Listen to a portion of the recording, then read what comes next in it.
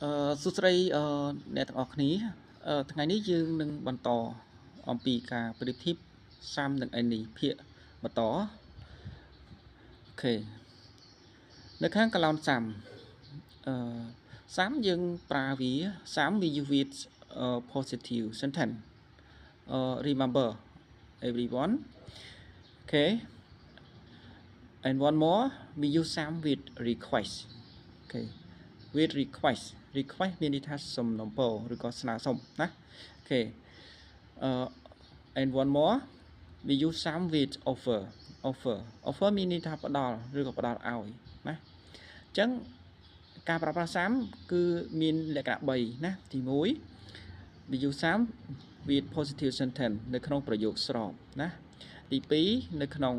request សំណើអូខេទី3 offer ផ្ដល់ឬក៏ផ្ដល់ឲ្យណាចុះការប្រើប្រាស់ any យ៉ាងម៉េចដែរខុសពី some ដូចម្ដេចសូមយកកឡោន any ទាំងអស់គ្នាយើងប្រើ any អូខេ we use any in អូខេ negative sentence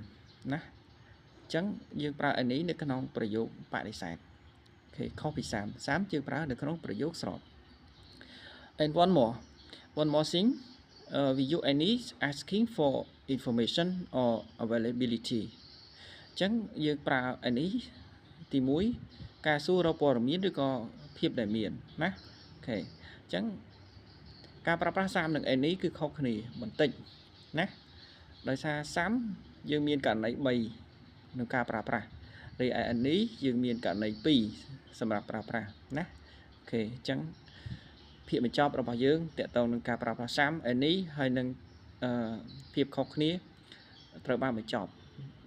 អូខេអញ្ចឹងអរគុណច្រើនសម្រាប់ការតាមដានThank you for watching. Okay.